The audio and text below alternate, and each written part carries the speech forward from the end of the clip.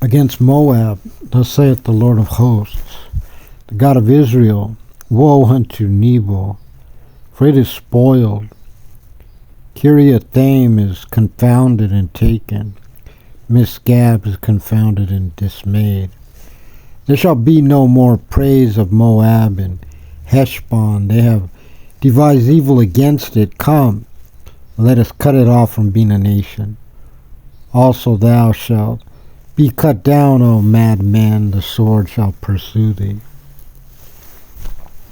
A voice of crying shall be from Horonaim, spoiling and great destruction. Moab is destroyed.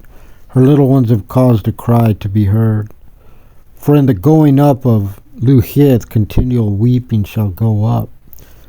For in the going down of Horonaim, the enemies have heard a cry of destruction.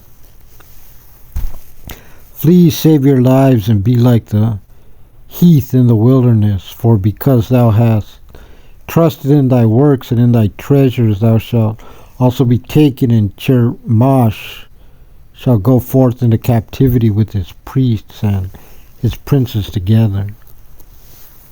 And the spoiler shall come upon every city, and no city shall escape. The valley also shall perish, and the plain shall be destroyed, as the Lord hath spoken. Give wings unto Moab, that it may flee and get away. For the cities thereof shall be desolate, without any to dwell therein.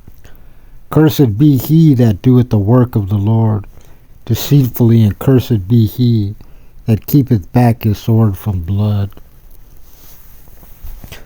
Moab hath been at ease from his youth, and he hath settled on his lees, and hath not been emptied from vessel to vessel, neither hath he gone into captivity. Therefore his taste remained in him, and his scent is not changed.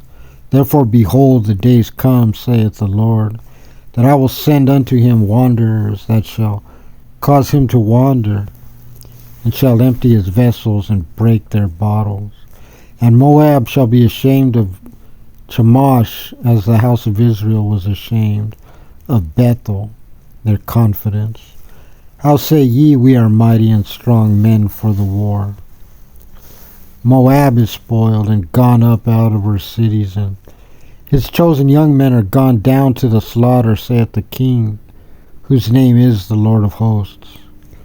The calamity of Moab is near to come, and his affliction hasteth fast. All ye that are about him, bemoan him, and all ye that know his name, say, how is the strong staff broken, and the beautiful rod, thou daughter that dost inhabit Dibon?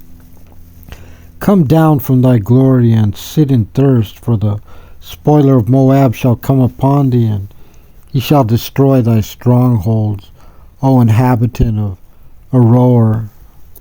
Stand by the way and espy, ask him that fleeth, and her that escapeth, and say, what is done? Moab is confounded, for it is broken down. Howl and cry, tell it in Ammon, Arnon, that Moab is spoiled. And judgment is come upon the plain country, upon Holon, and upon Jahaza, and upon Mephath, and upon Dibon, and upon Nebo, and upon Beth Diblathaim, and upon Kiriathaim, and upon Beth Gamol, and upon Beth Meon, and upon Kerioth, and upon Bozrah, and upon all the cities of the land of Moab, far or near. The horn of Moab is cut off, and his arm is broken, saith the Lord. Make ye him drunken, for he magnified himself against the Lord. Moab also shall wallow in his vomit. He shall be in derision. For was not Israel a derision unto thee? Was he found among thieves? For since thou speakest of him, thou skippest for joy. O ye that dwell in Moab, leave the cities that dwell in the rock, and be like the dove that maketh their nest in the sides of the hole's mouth. We have heard the pride of Moab. He is exceeding proud, his loftiness and his arrogancy, and his pride and the haughtiness of his heart.